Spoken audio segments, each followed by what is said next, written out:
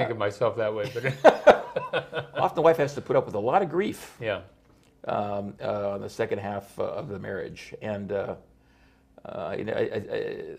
judges, most of whom are still old white males, Right. understand that concept. That's why when there's a dispute between the children by the prior marriage and the surviving spouse, the wife usually comes out on top, because the judge's attitude is that, listen, she married him and she was still living with him for 20 years. She fed him, she cooked for him, she cleaned the house, she did all these things. She kind of deserves whatever she can get. And there's that's not the legal principle, but that's often how the triers of fact decide the cases. Okay. Well, what can the children do? Aren't they entitled to an accounting? Well, yes and no. I mean, they're not an accounting in its strict sense, but they have the right to write a letter or to actually have a lawyer do it for them if they want, and to compel the surviving spouse to give them a report. What are you doing with the money? Now, that presents a problem in and of itself. If they just send the letter themselves, they feel awkward doing so because, gee, they never got a report from their father. Now, why are you asking for a report from me? And if there was friction before father died or before that letter was sent, there's definitely going to be friction thereafter. And again, as I said, sometimes the wife's position is, are you kidding me? Don't bother me with this. I was married to this man for 20 years. He was a pain in the rear end. Yeah. How dare you? How dare you? On the other hand, you're right. They've got a right to a report. And so often what they have to do is they've got to hire a lawyer to find out what's going on. And sometimes what's going on is perfectly appropriate, in which case they spend a lot of money on a lawyer finding out that she was doing the right things anyway. But you're right. They do have a right to a report. Okay. Don't the children, or might not the children, see the surviving spouse as basically just standing in the way of their inheritance? And do we have the motive for a mystery novel? Oh, if I really wanted to make some money, Mike, I'd just write a book or a series of books. That's true. I can't tell you how many adult children by the prior marriage would come in to see me and explain to me that they're very upset about this because, after all, their father's leaving this woman money that he inherited from their mother. And they just don't think that's right. And I'll try to lead them into what I think is a more enlightened view of the situation by asking them questions. Well, how long was your father married to his second wife? Well, 30 years. And during that period of time, they lived together? Yes. And she cooked for him? Yes. And she cleaned the house for him? Yes. And when he had to go to the doctor, she drove him there? Yes. And when he became incapacitated, she was there to handle all of his personal needs? Yes. And I'm waiting for the little light to go on in the child's mind. But instead, it usually winds up with the child saying, but you don't understand this, Mr. Demery. This woman just married our father for his money. To which I say is, well, frankly, if she did, he got the better part of the deal. And that usually doesn't go over too well with the children by the prior marriage. But the fact of the matter is that you can try to explain this to the children by the prior marriage as much as you want. They just don't see things the same way you do.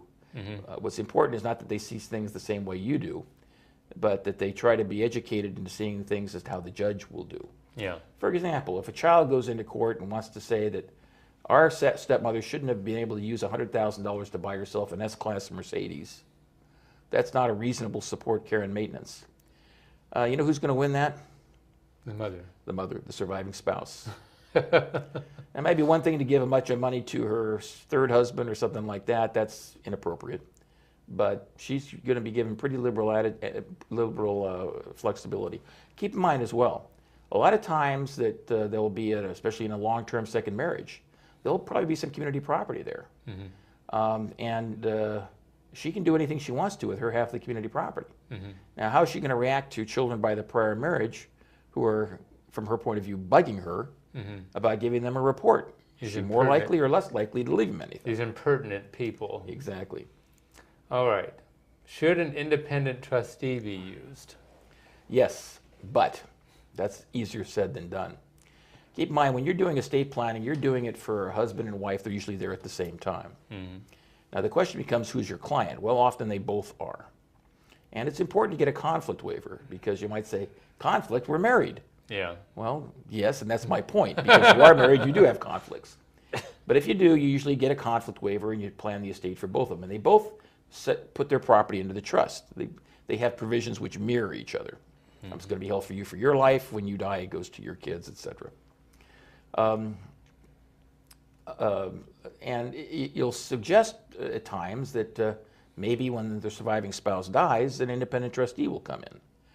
And I've yet to see the family, the husband and wife, react well to that. The husband's attitude is, "You kidding me? I've been managing this property for 50 years. Nobody's going to take it over from me." Yeah. And the wife will say, "Are you kidding me?" I mean, she won't exactly put it this way, but she'll look at me like, "I've been putting up with him for 50 years, for 30 years. Nobody's taking this out of my control." So usually you'll get one or the other will be the trustee. Okay. We just about have 3 minutes left, just to let you know where we are. What about the healthcare directives and durable power of attorney for healthcare? So, who do you put on that thing? I think you put your spouse in discussion. The bottom line is, there's this concept that the attorney is the attorney for the family. That's not true. The only attorney for the family that I know of was the consigliere that existed in Mary Puzo's novel, The Godfather. You are the father's lawyer and maybe the stepmother's, but you're not the children's lawyer. And you shouldn't hold yourself out as doing that. Also, because this is a temperate climate and they got to make medical decisions on us pretty quickly, you don't want the doctor to have to get the consent of the spouse and all of the children by the prior marriage, assuming that they will all agree, because all that has to happen is one of them disagrees. So I think you make your spouse that person to make that decision, and you trust that she's going to do what you want her to do. Okay. Well, we're getting into a wind-up phase here, but aren't estate fights expensive? Very expensive. Hourly rates, you're going to run $400 or $500 an hour for this kind of thing. And that can build up very, very rapidly. You have $1 million estate, you can expect that at least 2/10, a fifth will be spent on attorney's fees. The problem is it's almost all a winner-take-all situation. Either the wife's going to win and get it all, or the kids are going to win, in which case the wife's still going to get it all until she dies. So it usually doesn't behoove you to file these lawsuits. On the other hand, sometimes you just got to do something if you're the children. If the wife's out there spending everything on jewelry and all kinds of things that are high risk and are just dissipating the estate, there could be $4 or $5 million there that's going to be frittered away. And sometimes the children are going to have to step forward and do something to block that. In which case the court will, if there is a breach of fiduciary duty by the surviving spouse, will step in and appoint an independent trustee to manage it. All right. And now we just have a very brief time here, but as an alternative, of course, it's better to settle, to maybe work with a mediator or something like that. It probably can save the family a considerable amount. Well, keep in mind that the concepts such as mediation are based upon the principle of settlement. But in order to settle a case, you can't make people settle a case. You can make them go to trial, but you can't make them settle. In order to settle, you got to get the agreement of at least 4 people. Party A, Party B, and their 2 lawyers.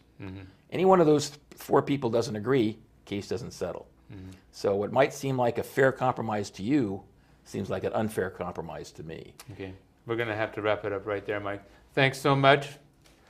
I hope you can join me again as a guest. I will.